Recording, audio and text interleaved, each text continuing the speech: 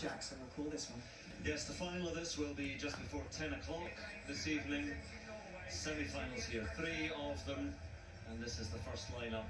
Bertinius Fremstad Waldron of Norway goes on the inside, and Bori Akinola came through the first round, and again you can hear the Irish support here in Birmingham, see the flags in the background. Sitruali, silver at the last European Championships in an Italian 1-2 behind Marcell Jacobs. Had a thigh injury in the Italian Championships though, so has he fully recovered? Huge man, 6'6" of him, alongside the rather smaller Heiko Gussmann, second at the German Championships behind Owen Ansah. Who goes in the second semi-final. Here is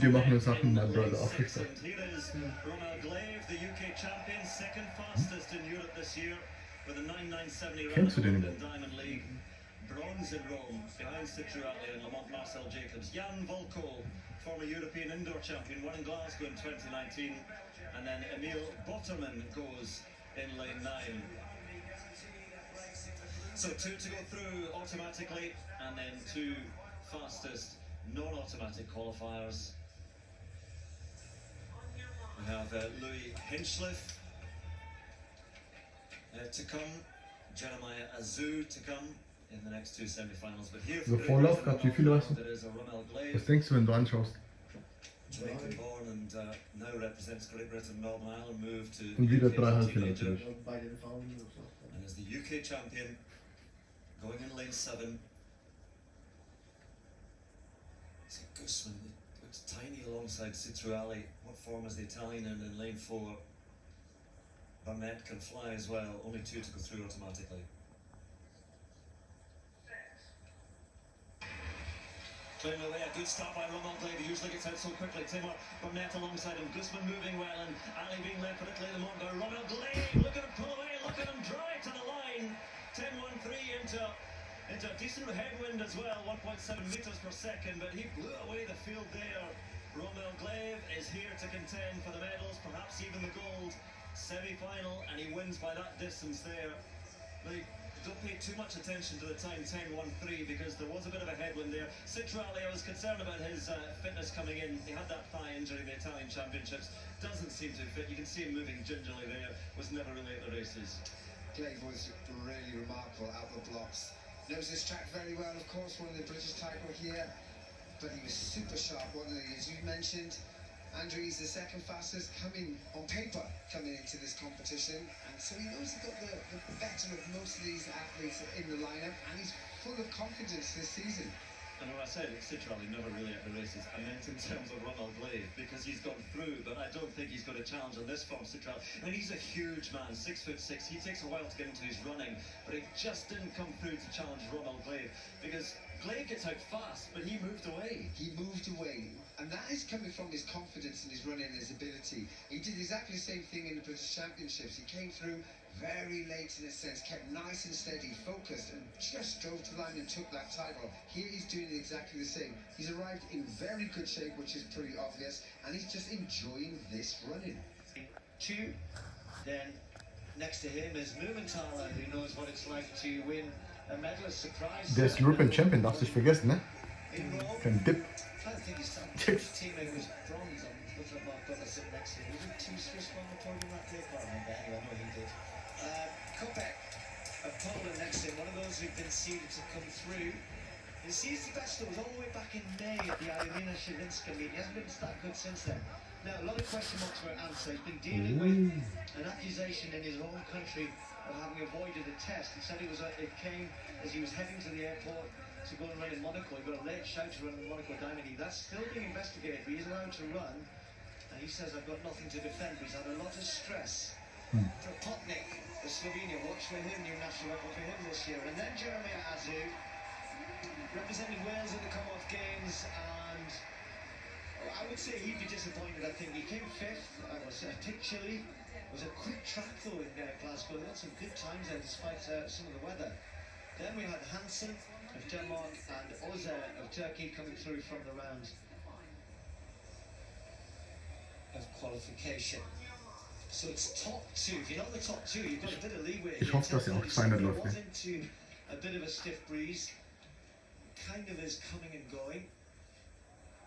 Certainly not following, but they might hope that it just settles a little bit. Answer is the quickest in the field, the first German to run under 10 seconds. He did that earlier in June, but then backed it up with a 10 flat at their national championships just recently, so he's still in good form despite everything that's going on around him.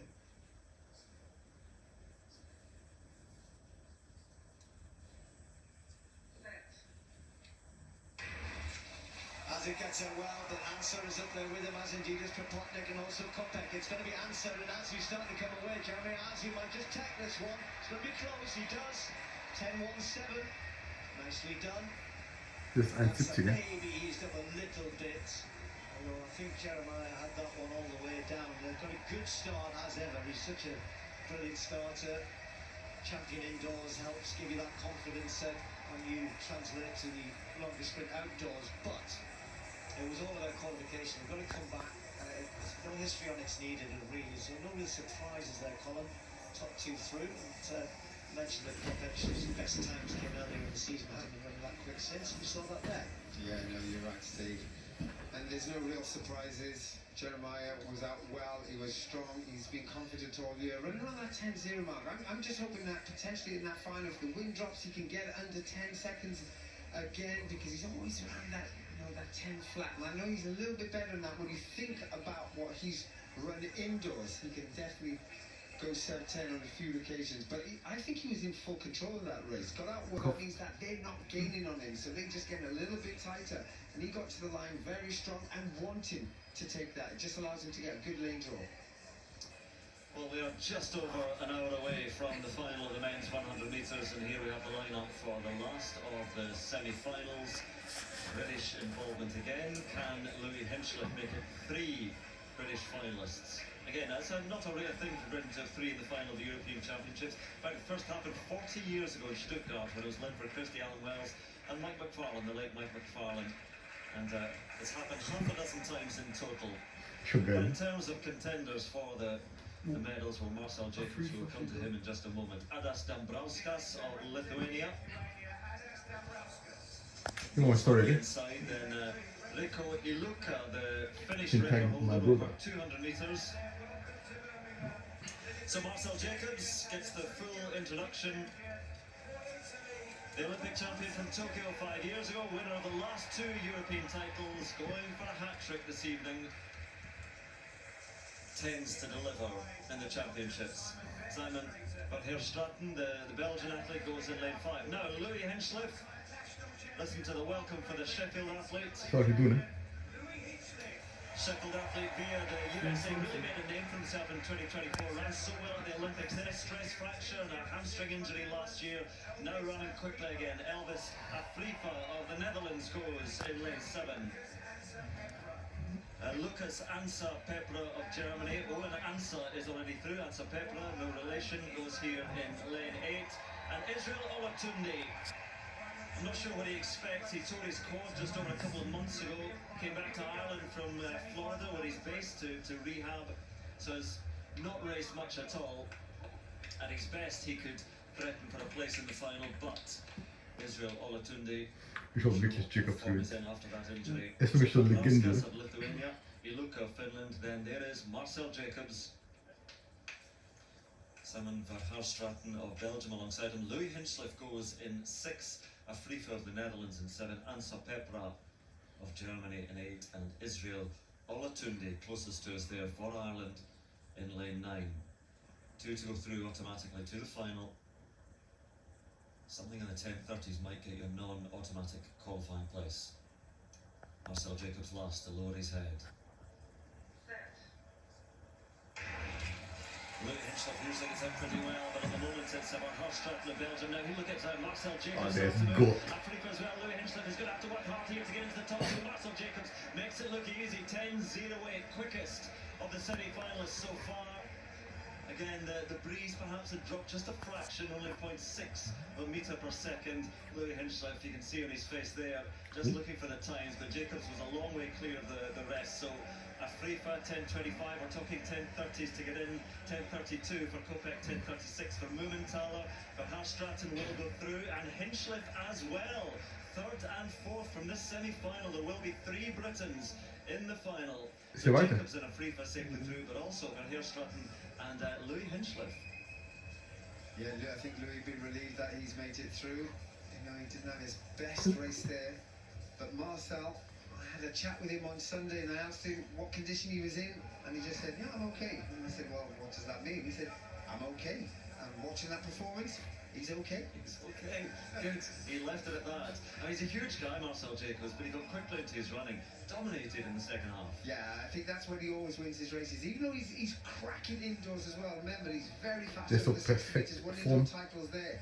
But what he's very This feels good. He's showing the fairs. That's good, Jeremy. bouncy off the track, really good arm swing, knee lift, hit on the floor. Everything that he does is very precise. So it's nice to see him back really at his best, because that really is a sub 10-second performance. The pickup of the knees, the sprinting technique is, as you say, Is it? it's mechanical. But look at the height he gets there. And it looks so easy. Remember, he's known as the crazy long jumper, so that's where all that comes from. There are, well, Italian television are working alongside us here up in the commentary gantry already. Had